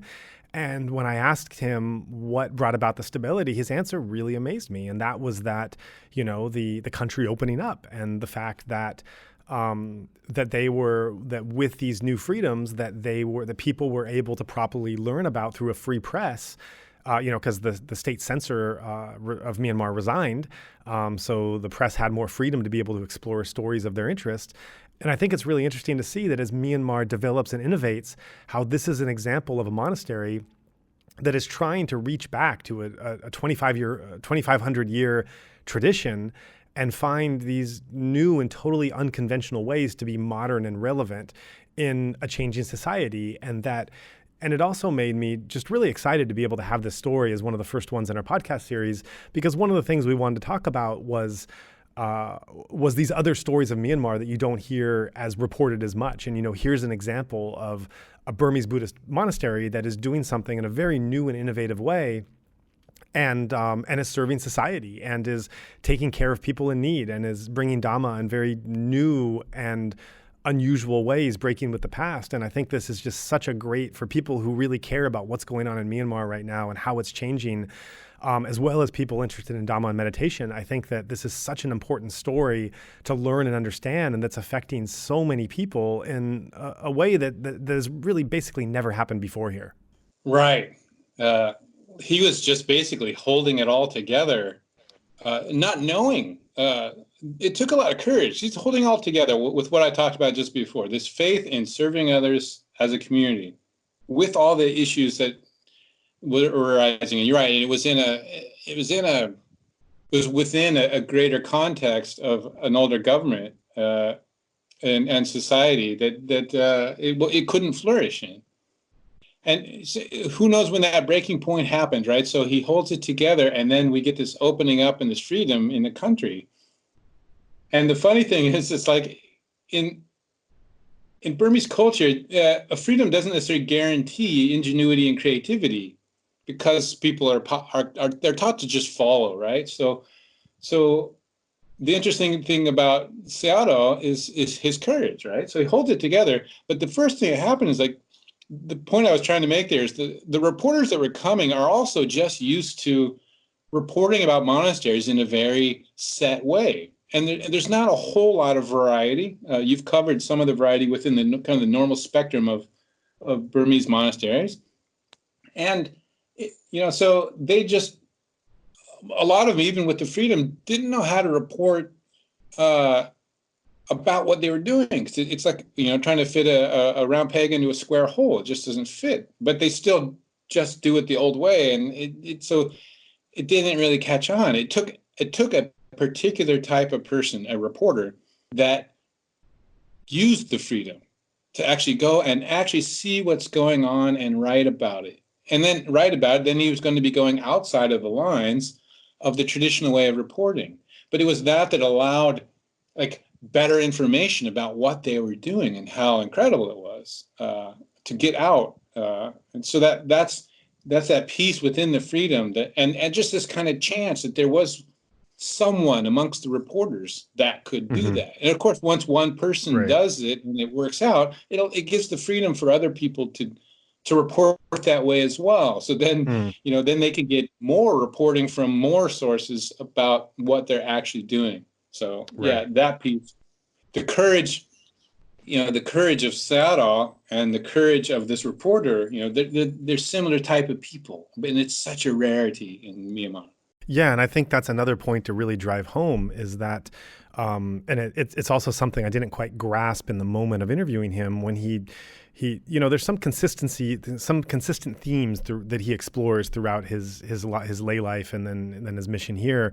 And one of those themes, as you mentioned, is this the ability to think critically outside the box and to go his own way. So whether he's going his own way and wanting to and not doing the family business that his parents want, or whether it's going his own way and setting out and being an entrepreneur in an extremely difficult economic environment, or excuse me, whether he's doing his own thing in the meditation mission he's doing, actually even before that, doing his own way in the meditation that he's learning, and how diverse and interested he is in the different practices he's doing, that this is really something that defines him. And someone that doesn't have as much background in Myanmar might think, okay, well, this is his personality, and this is kind of what his character's like, and that's all true.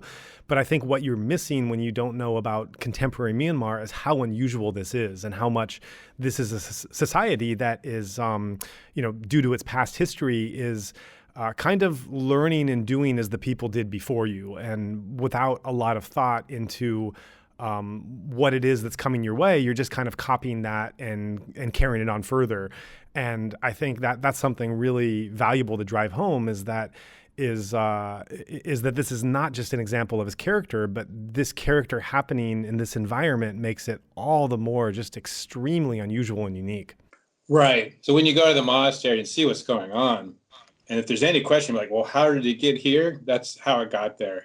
This is part of his character. It's like you said, it's been there throughout his life. He's unique in that culture, a pioneer. Like he goes around corners and doesn't know how things are going to work out. Whether that's in the monastery, of course, but back to his business, he wanted to try things in new ways. He ran his shop differently than other shops are run. He approached, and people do that with Dhamma, like you said. They're right. They show up, and most people will just show up, learn. If they like it, they just stick with that, right? But he was actually taking good things out of that, but then also trying other teachers that people might have recommended or were popular, and really kind of gathering more and more within himself, but also, with this ability to kind of put it together in his own package, and then still move with it as he moves with his project in a way that met what was arising to him, which was people in great need showing up. And he just decided to flow with that. And that takes incredible. So, this is where this is the foundation of where it starts, where this faith in the serving, serving people as a community, together. This is, that's it. It's kind of woven into him to be one of these entrepreneurial isn't quite the right word, but these pioneers, the people willing to kind of strike out in new ways. And they may not get it perfect. So yeah, there's going to be a lot of criticism, but he's doing a lot of good in the world. So I just really appreciate that. And it's not just this kind of planned thing. It's this willing to take these risks and do something new. It's such a rarity, like you said. Yeah, and whenever anyone does something new, it's so easy to criticize, and it's especially easy to criticize when they do something new and it's not quite working or it has certain kind of problems. It's just the natural human tendency to want to point out why it shouldn't be done this way because it hasn't in the past, and why it's not working and it can't work because there's certain problems that are taking place. And so I think that, he definitely opens himself up to that, but he's very courageous in his convictions, but he's also very open-minded to hear what others have to say and change his mind based on new knowledge coming in. And that's the other thing that I see. It's great to be able to step away, to have these talks and then step away from them and reflect on it and see certain themes you don't notice at the time when they're actually happening. Because just as you've mentioned this theme about his critical capacity, making him an outlier in a society where everyone is just trained to do things the way everyone else has done before them and not want to stand out. Another theme that I saw in there was just his unadulterated love of wisdom throughout his life, love of learning, and it's very interesting because he when I asked him if he had an interest in Dhamma from his beginning, as many great teachers, when you talk to them, it's like, well, from their early years, they showed strong spiritual prowess. And, with him, actually, that wasn't the case. He says openly that, no, I loved learning. I wanted to learn anything I could. He got denied going to continue his education because of his Chinese ancestry, that he didn't have the proper birthright to be able to study what he wanted, but he just kept reading by himself. But he didn't see religion as part of that real learning that he wanted to take on. And then he went into business and he learned everything he could about how to make a successful business in a very difficult economic time in Myanmar. But he made it successful at a cost of extreme stress in his life. And that was what led him to being open to the Dhamma and to seeing the power this could have to work on some of these mental breakdowns he was having at a cost to his business. And then once he opened himself to that Dhamma wisdom that before he hadn't been interested in because he hadn't seen it as something that was fulfilling his hunger for learning, well, then he wanted to know everything. And then he just wanted to take all the wisdom that his country had to offer, which is, quite a bit of Dhamma wisdom here, and was really applying himself to different kinds of teachers and practices. But this wasn't being done in kind of a slapshot way of just throwing everything up and see what it sticks and running here and running there. When you talk to him about the Mogok and Thae Ingu and Goenka practices he did, he was very clearly able to say, these are the tools and benefits I derive from this type of teaching. So it was a very, very constructed, compartmentalized system for wanting to gain this Dhamma wisdom, and which also characterizes him as a teacher. And and just thinking about his lifelong love of learning and openness, I can't help but think of another great Burmese monk, which is Lady Sayadaw of the 19th century. Lady also was characterized by just a voracious reader who wanted to know everything and wasn't threatened by any knowledge. He wanted to know the Western knowledge that was coming at the time, the new Western technology, the new studies on biology. He wanted to teach everyone. He wanted to teach foreigners as well as locals and monastic and lay and males as well as females. So, this love of learning that animated Lady Sayadaw throughout his life and really made him stand out from the monks of his day as well as the monks that followed. I think that's also just a singular love of learning and openness and flexibility that you see in Thabarwa Sayadaw as well. And I in no mean intend to compare Thabarwa's life and teachings and mission with Lady's, because they're very different monks living in a very different time. And Thabarwa is just starting his own out. But this is one characteristic that I really have not seen in many other meditation teachers or monks or even people that I find is something that binds them, just this unadulterated love of learning in any form that it takes, and really not feeling threatened by that learning and always wanting more, and then incorporating that into your practice and then how you go and into your teaching as you go out with it. Yeah, absolutely. One thing about that wisdom, that what's interesting, I think, by the time he got to being interested in the Dhamma, his mind had already gathered the type of wisdom that brings a type of mental maturity that, a lot of us, that when we start meditation, I would argue that I certainly didn't have at the time. I was more like a Dhamma child, or he kind of comes in more like a teenager, and a healthy teenager Right. isn't a child and needs to explore a little more, make some decisions on their own, and use some of the experience that they have and learn, right? And he had already done some of that already. So by the time he gets to Dhamma, he's there's actually a type of mental maturity, and to use that wisdom and to grow it and to kind of focus on wisdom. This wisdom actually then manifests in everything he does. So as he comes to his project, it didn't start off like, I'm going to do this project, but as things are unfolding, I'd said before that everything, Thabarwa, the heart of it is this serving others as a community, right? And Yeah. it is deeply informed by this wisdom. And this wisdom isn't just knowledge, it's actually understanding how faith actually works. So it's not a blind faith at all, how service works. And certainly, we haven't mentioned this yet, but his wisdom was just how powerful awareness is. So I would say three things together, even though we call the heart of it at Thabarwa, the serving others as a community together, right? So, but that is deeply informed by wisdom, and that is the essential ingredient in order to be able to do that effectively is to carry awareness throughout the whole process. And then so these three things together are they're really the whole package. And this is a manifestation, a living manifestation of the wisdom he continues to gather throughout his experience. Because I tell you, like, to do it any other way, well, let me rephrase that. To the true mark of someone's practice is how it actually manifests.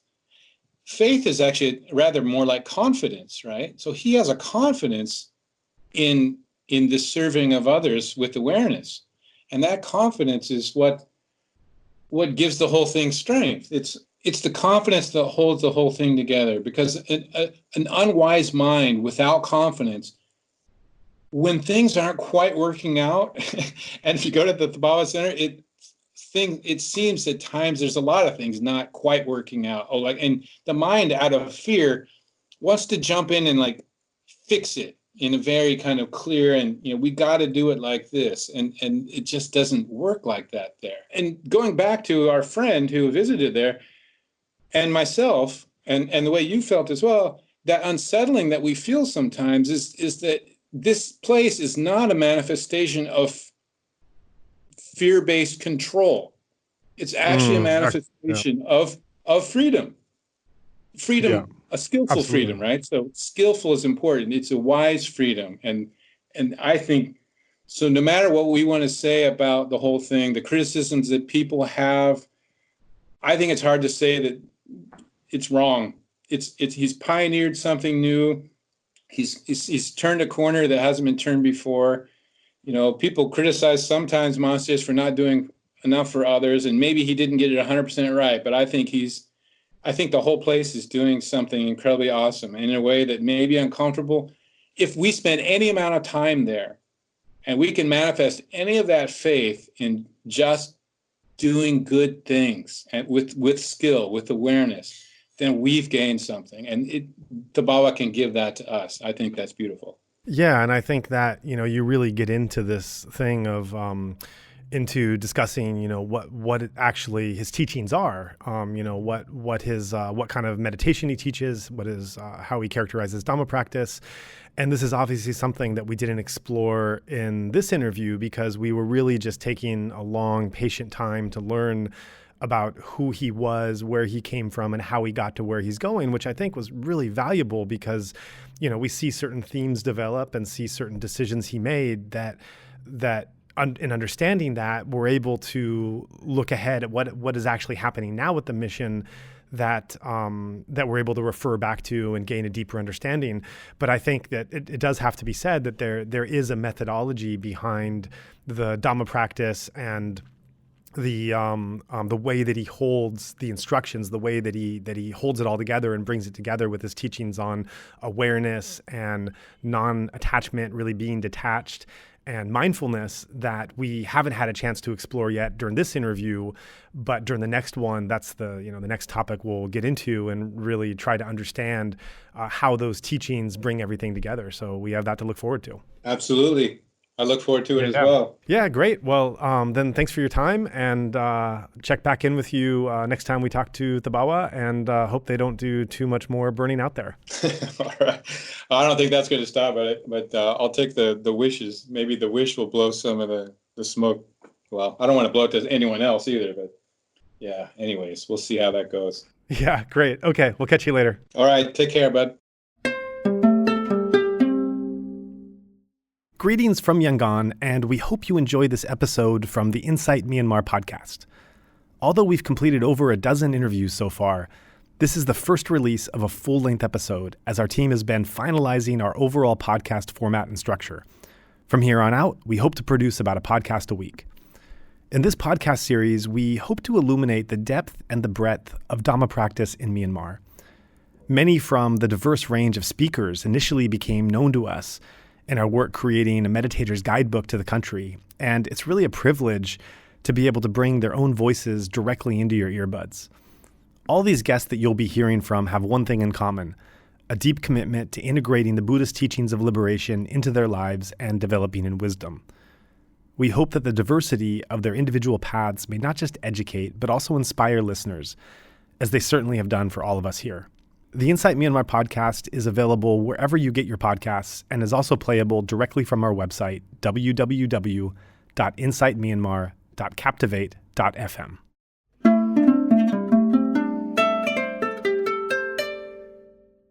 I know for a lot of podcast listeners, as soon as the fundraising requests start up, you kind of just zone out or skip ahead until it's over. But I ask that if you're taking the time to listen to our full podcast, that you also take the time to consider our spiel. Some may assume that producing a 90-minute episode wouldn't take much more time than the conversation itself, but there's so much more that goes into it. Several days in advance, our content team reviews the biography and any works of the upcoming guest and discusses the best way to use our limited time together. Our logistics department coordinates transportation for the guest to the studio, and then after the interview, the raw audio file is sent to our sound engineer. One 90-minute episode can take him up to 2 days of solid work, which is carefully coordinated with our content team to ensure smooth listening. More work is then done recording the introduction of the guest and other segments, particularly the post-interview reflection, and then mixing them back together to upload to the hosting site, delivering the podcast that our listeners eventually hear. We hope each one provides you a solid hour plus of inspirational and informative Dhamma content, and if so, we also hope that you can consider supporting our mission. You have been listening to the Insight Myanmar podcast. We invite you to rate, review, and share our podcast, as every little bit of feedback helps. You can also subscribe to the Insight Myanmar podcast on Apple Podcasts, Spotify, Stitcher, or wherever else you get your podcasts. Additionally, you can listen and download right off the web at www.insightmyanmar.captivate.fm. That's www.insightmyanmar, one word, INSIGHTMYANMAR.captivate, CAPTIVATE.fm. If you cannot find our feed on your podcast player, please let us know and we will ensure it can be offered there. There was certainly a lot to talk about in this episode, and we'd like to encourage listeners to keep the discussion going.